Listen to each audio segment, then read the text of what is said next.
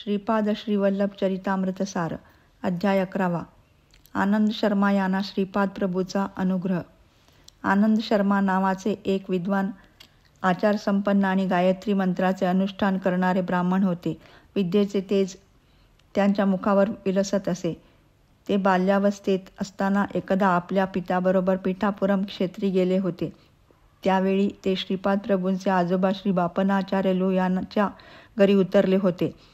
या पितापुत्राचे बापनाचार्यलूच्या घरी उत्तम प्रकारे स्वागत झाले. भोजनासाठी मेजवानीचा बेत होता. यावेळी श्रीपाद प्रभूचे वय 5 वर्षाहून थोडे कमीच होते. सुकोमल लहान वयाचा तो दिव्य बालक तेजस्वी, सुंदर, अजानुभाऊ आणि नेत्रवद्यात अत्यंत प्रेम करुणा भरून असलेला असा होता. त्याचे वर्णन करिता वेद सुद्धा थकले. अशा या दिव्य बालकाला आनंद शर्माने चरण स्पर्श करून नमस्कार केला. त्यावेळी श्रीपादाने आपला वरद हस्त आनंद शर्माच्या शिरावर ठेवला आणि म्हणाले, जन्मजन्मांतरापासून माझा अनुग्रह तुझ्यावर आहे. पुढील जन्मी तू अवधूत होशील आणि तुझे नाव व्यंकय्या असे असेल. दुष्काळ पडला असताना पाऊस पडण्याचे सामर्थ्य तुला प्राप्त होईल. तसेच सांसारिक लोकांचे कष्ट क्लेश दूर करण्याची सिद्धी तुला प्राप्त होईल. असा दिव्य आशीर्वाद प्राप्त करून आनंद शर्मा कृतकृत्य झाले. याच आनंद शर्माने श्री शंकर भट्ट यांचा सत्कार करून उत्तम भोजन दिले होते.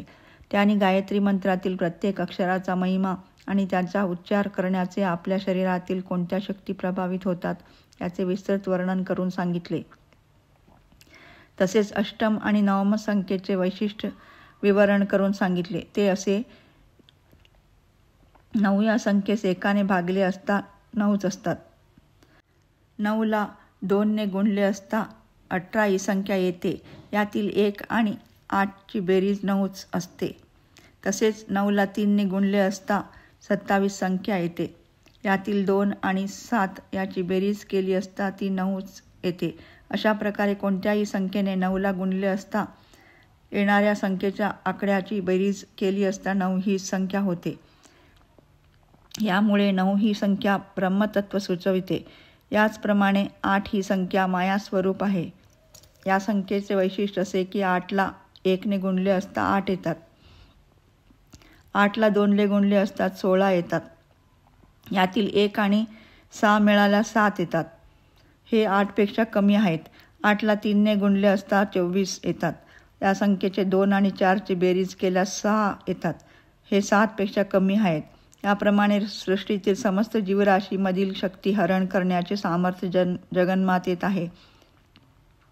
अशा प्रकारे आनंद शर्माने अनेक माहितीपूर्ण गोष्टी श्री शंकर भट्टांना सांगितल्या होत्या. श्रीपादराजम शरणं प्रपद्ये.